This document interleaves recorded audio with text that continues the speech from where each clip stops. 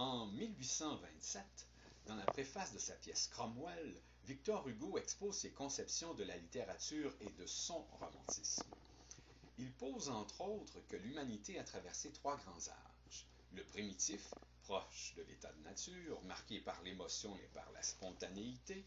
L'antique, en quête de normes et de rationalité. Le moderne, empreint de doute et de la recherche de l'équilibre entre le corps et la raison. Dans la littérature, Homère, ses semblables et leurs épopées auraient été les primitifs. Les auteurs du classicisme et leurs tragédies seraient les antiques, alors que les romantiques et leurs drames seraient les modernes. Un tel découpage est une position rhétorique intéressante pour le jeune auteur désireux d'établir sa crédibilité qui était alors Victor Hugo. Mais le mélange des genres et la variété des personnages de la littérature tendent à en infirmer l'utilité. Toutefois, cette distinction pourrait être pertinente si on l'articulait autrement. Le psychanalyste Sigmund Freud, dont je parlais dans une récente chronique, s'éloignerait peut-être de ces considérations socio-historiques et rattacherait probablement ces trois âges à sa propre trilogie. Le primitif serait relié au ça, l'antique au surmoi, le moderne au moi.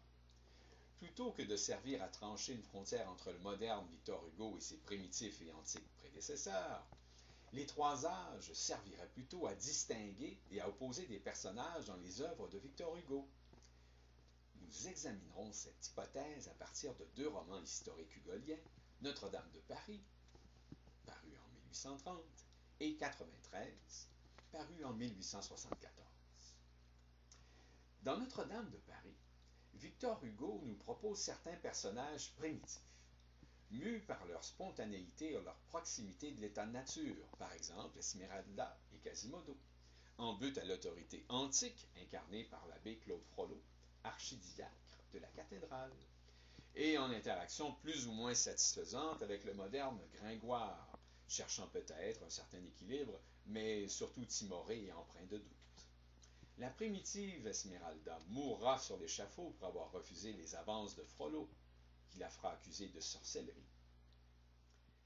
Mais cet antique Frollo, type de personnage souvent un peu tordu chez Victor Hugo, sera mortellement châtié par le primitif Quasimodo qui le précipitera du haut de la cathédrale. Quant au moderne Gringoire, il atteindra au statut d'auteur publié. Mais la postérité fictive retiendra plutôt le spectacle des squelettes de Quasimodo et d'Esmeralda qu'on retrouvera enlacés. Ça alors! Luc Plamondon, dans son adaptation du roman, magnifiera le rôle du moderne Gringoire en faisant le narrateur de l'histoire de ce temps des cathédrales. La comédie musicale inclut d'ailleurs un fort joli duo, ou duel, entre l'antique Frollo et le moderne Gringoire, la chanson Florence, où la Renaissance et l'apparition de l'imprimerie sont évoquées, et où les deux personnages conviennent que l'âge des livres, moderne, succédera et supplantera celui des cathédrales antiques. Ceci tuera cela. Le moderne finira par prévaloir, le moi, alors que l'antique paie le prix de ses abus de pouvoir, le surmoi. Ce même type d'opposition psychologique trouve place dans le tout dernier roman écrit par Victor Hugo, 93, consacré à la guerre civile entre monarchistes et révolutionnaires français.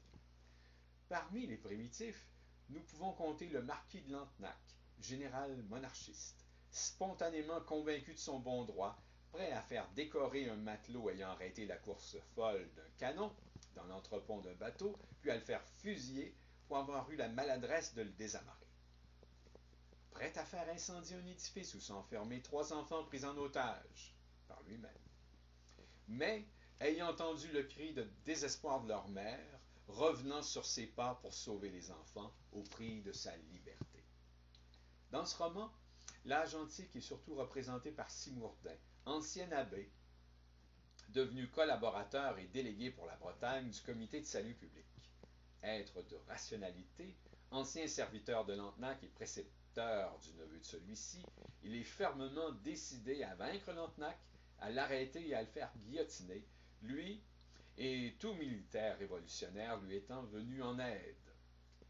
Il aura d'ailleurs l'occasion de procéder lui-même à l'arrestation de Lantenac au bas d'une échelle où celui-ci avait fait préalablement descendre les enfants qu'il venait de sauver des flammes. Force à la loi! Le conflit entre le primitif Lantenac et l'antique Simurdain aurait été simple, si ce n'avait été des doutes ressentis et provoqués par le moderne Gauvin, né vicomte, neveu de Lantenac et ancien élève de Simurdain.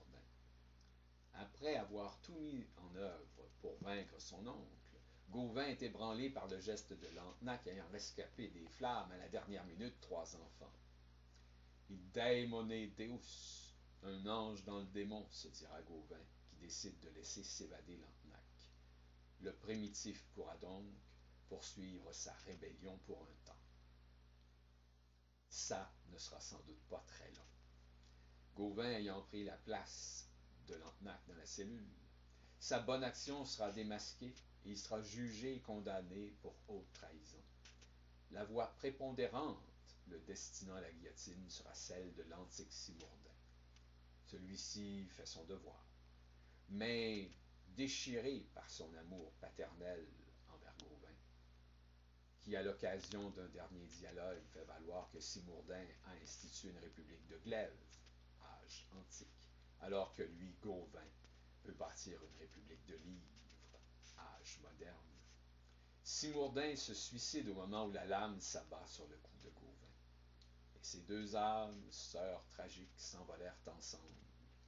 L'ombre de l'une mêlée à la lumière de l'autre. Encore ici, malgré la mort. C'est le moderne, le moi qui triomphe, alors que l'antique, le surmoi, encourt les conséquences de son abus de la raison et du pouvoir.